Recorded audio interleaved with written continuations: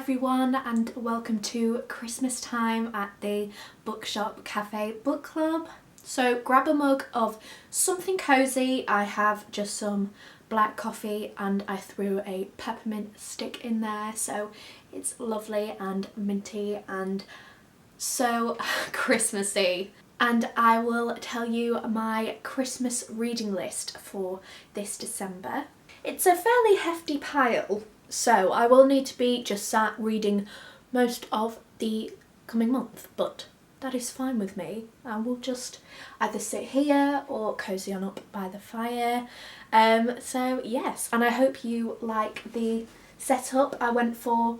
This year I'm doing more of a Victorian kind of Christmas theme as opposed to the more modern ones that I've done in the past decorating my house. I'm quite, you could say, obsessed with Victorian Christmas traditions, so this year my channel is going to be full of Victorian Christmas traditions, so be looking up for those videos. And yes, let's get on to the reading list. So the first book on my list, Are We Surprised? It's A Christmas Carol. This featured in my last vlog video. I was partially reading it then, but I was mostly on that week reading Prisoner of Azkaban, which I've finished now.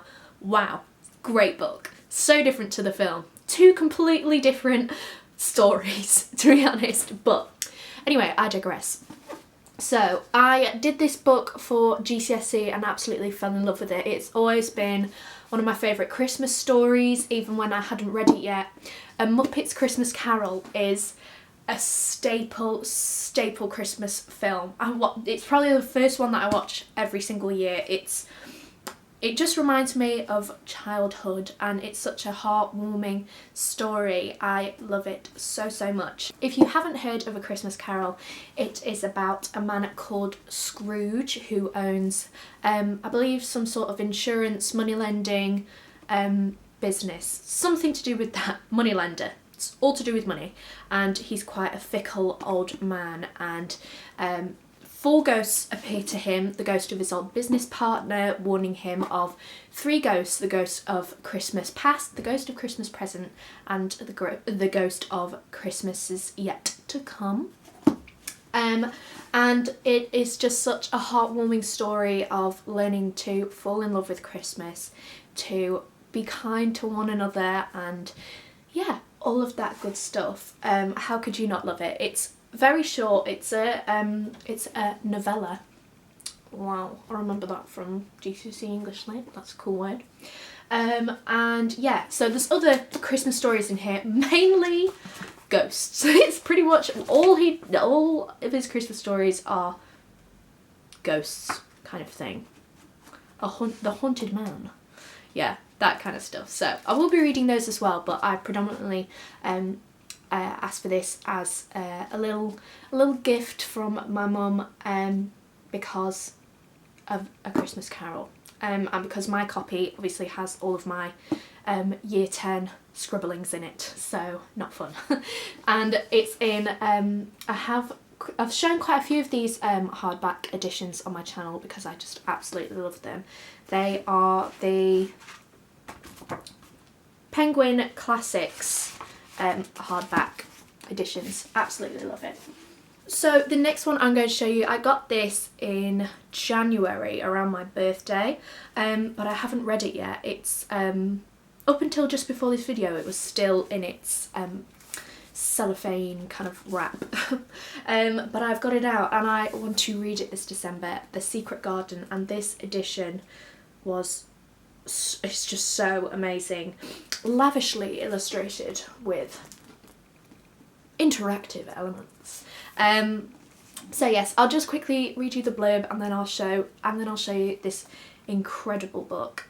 Join Mary Lennox on a captivating journey through hardship, friendship, happiness, and the restoration of a beautiful garden.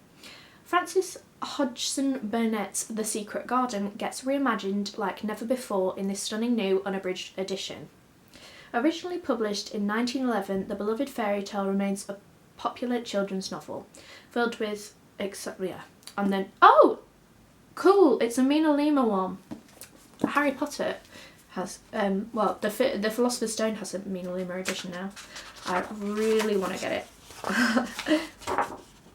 It's got really cool little, obviously interactive, as it said, interactive bits.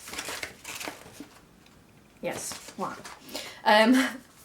So I first enjoyed this story as a film. It's very nostalgic, this story, because of the film and the one with Maggie Smith in it. Yeah, it was Maggie Smith.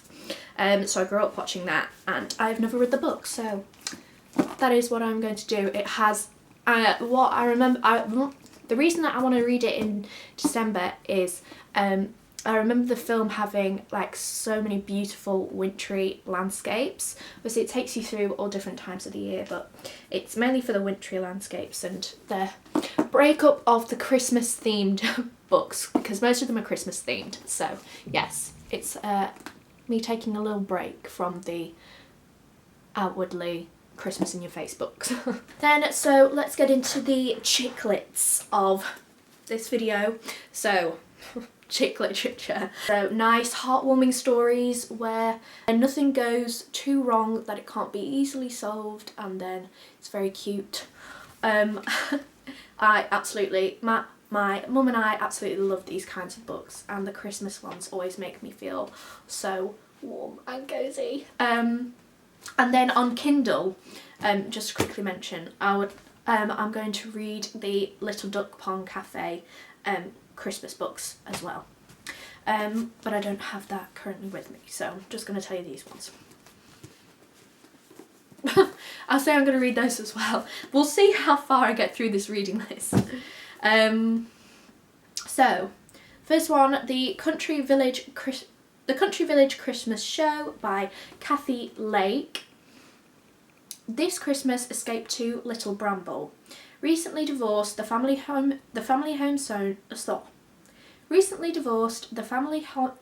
sold, and her son all grown up, Claire is at a crossroads. She's dedicated her whole adult life to her family, and now it's time she did something for herself. In the lead up to Christmas, Claire decides that a bit of time in the countryside might be just what she needs. So she moves back to Little Bramble, the village she grew up in.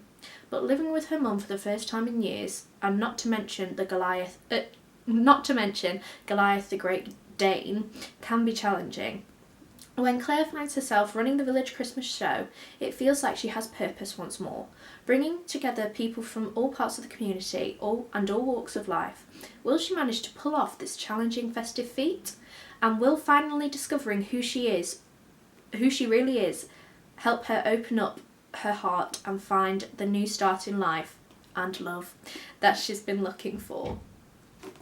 I'm so excited. Then the next one is The 12 Dates of Christmas by Jenny Bayliss. On the first day of Christmas, a dating app offered me 12 tailored chances for perfect harmony. Kate Turner is happily single, a bit too happily in fact. Since returning to her hometown, the sleepy village of Blexford, she's been catching up with her oldest friends, Laura and Matt, working on her flourishing career as a fabric designer and taking care of her beloved dad. Love hasn't really had a look in. But Kate does love Christmas, so when Laura insists she signs up to the 12 Dates of Christmas, a brand new dating app service, she doesn't need much persuading. 12 perfect festive dates with the area's most eligible men. Who could say no? But with each date, Kate learns more about the men and even more about herself. As the big day approaches, Kate's left wondering, is it really the season for true love, or will this Christmas be the coldest yet? So that sounded really cute. And then the last of the chiclets that I am planning on reading is The Christmas Invitation by Trisha Ashley. Meg is definitely not in the Christmas mood. She's never gone in for tinsel, baubles, mistletoe, and right now she's getting over an illness. Yet when she's invited to spend the run-up to Christmas in the snowy countryside, rather than dreary London, she can't refuse. Arriving at a warm and cosy family home in a small hilltop village, Meg soon begins to wonder what a proper Christmas might be like. But just as she's beginning to settle in, she spots a familiar face, Lex. Despite the festive cheer, Meg suddenly wants nothing more than to get as far away from him and their past secrets as she can. But if she stays, could this be the year she finally discovers the magic of Christmas? So they are. And then the final book on my Christmas reading list this year is Little Women by Louisa May Alcott. I started reading this at the beginning of the year, but then put it down and managed to forget about it. So picking it up again, and I'm going to read it and finish it this month.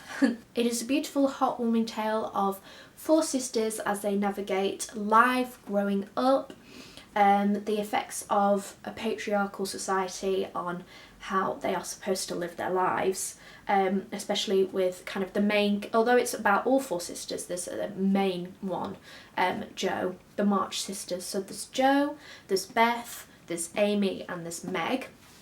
And it is just such a lovely, lovely book. It is set in Civil War, in America in the time of the Civil War, so 1800s I believe. I am so sorry if I'm wrong with my history there. And so yes, I am so excited to finish this one. I've been wanting to read it for ages. Again, family festive favourite, not just festive but all year round, but it has such beautiful wintry scenes and Christmases. It opens really with a Christmas scene, so I absolutely love this story and I can't wait to enjoy it in book form all the way through. So yes. So that is the end of my reading list for December. I hope you have enjoyed the reading list, enjoyed this video. Please let me know in the comments below what you are planning on reading this upcoming month. And I will be doing I will hopefully be doing a wrap up at the end of the month so you can know whether I enjoyed the books, what I thought, little mini reviews, and so yeah, I've never really done wrap ups before, so that should be interesting. Don't forget to like, comment and subscribe. I have an Instagram which is LydiaRayXO, and I have a TikTok which is Autumn My Love X, so feel free to come chat on there. And even on Goodreads, my account is just Lydia Ray, so send us a friend request and we'll chat. So yeah, that is all for today's video. I hope you have enjoyed and I will see you in my next video. Bye!